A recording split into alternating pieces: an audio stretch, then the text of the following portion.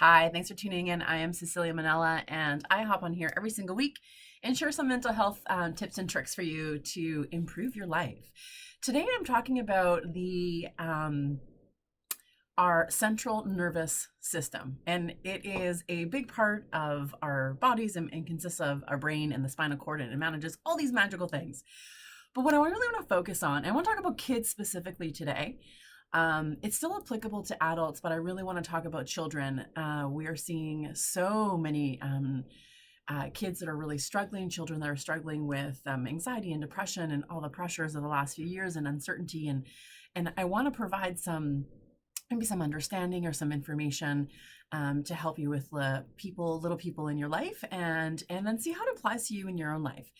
So the central nervous system, and again, this is not a biology class or a psych class, but it has, it's a brain and the spinal cord is basically what it's made up of. So it's like the powerhouse. It's a motherboard of our system. And it's responsible for three things. So it's responsible for sensory input. So all the things that we're noticing and sensations and experiences.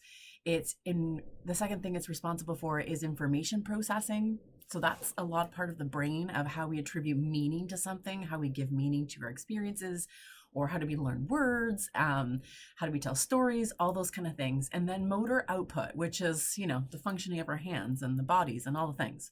But I want to focus on information processing because that's the brain and that's kind of our thing, is focusing on the brain.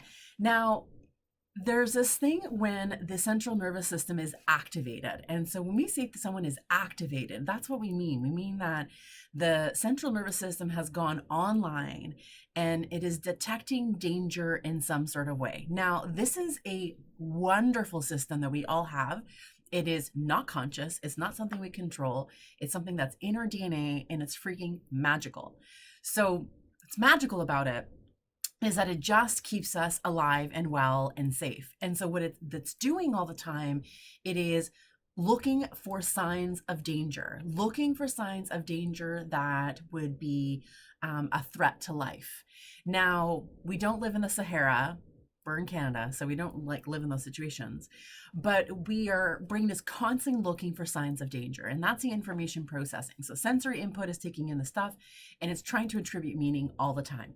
Now, when we are activated, which means our central nervous system has gone online, it is because it's detected danger. Now, it doesn't necessarily mean that the danger it's detecting is accurate or not accurate. It's just detecting danger.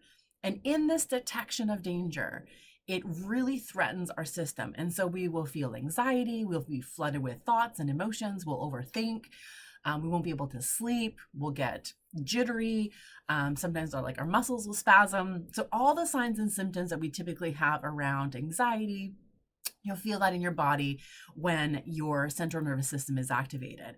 And what it's doing is alerting the rest of the system that something is amiss, something's amok, something is happening. Now, we see this with kids a lot.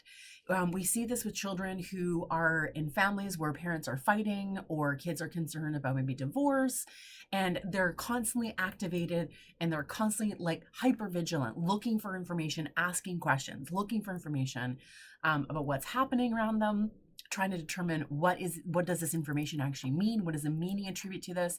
And wanting to ask questions. So we hear this a lot when kids are like, "Are you getting divorced? Are you getting divorced? Are you getting divorced?"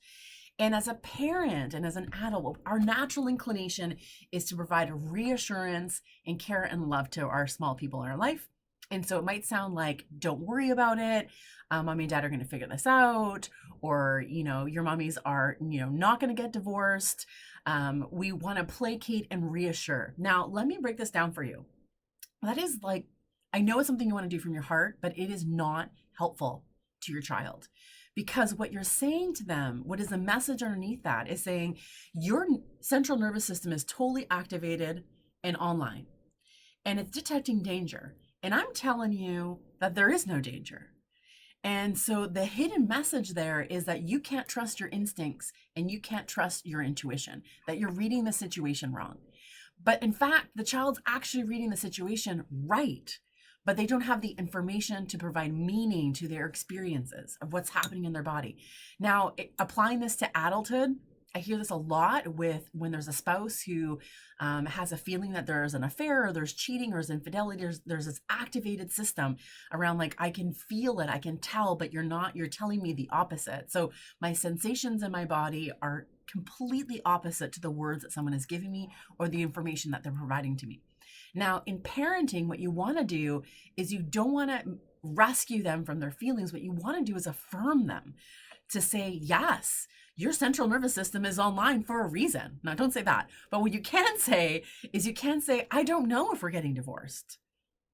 And we shy away from that honesty and that truth because we think we're actually going to dysregulate them more, or that we're going to spin them more, or they're going to think about things. But trust me when I tell you that 90% of children will actually rest and relax in it and go, okay. So the answer is, I don't know, but I will let you know if something changes. I will let you know if a decision's being made. And so what that is what you're telling your child is, yes, these sensations you're having in your body are valid. And you are reading a sense of danger. And I'm going to give you the meaning behind that. And you can trust me to inform you and take care of the situation.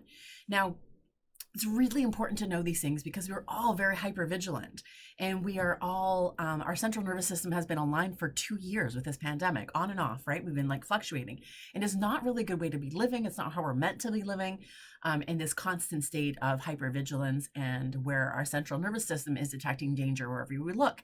So the best thing to do is to provide the information that is honest, that is truthful, that is authentic, that reaffirms that these feelings that you're having in your body actually they're there for a reason. You're not overreacting. You're not sensing, a tiger around the corner and there's nothing there. Like, you actually have all the things, like the smell of the tiger, the sensation of the tiger, you kind of see it out the corner of your eye. You can hear it. There's all these sensations, all the sensory input that's happening that is alerting your body and your mind that there's danger around the corner.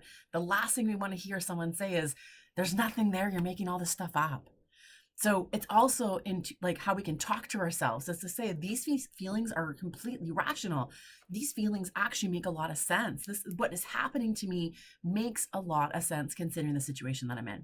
So I hope this is helpful of understanding just a little bit about the central nervous system, how it gets activated, how it goes online, and how to manage it. So don't appease it. Don't pat the head and throw a bunch of positivity out there. That is not the response that is going to help that central nervous system come offline and to relax. What's going to help is to affirm it, to say yes and validate it, that there's reasons for it, and that it's okay to feel this way.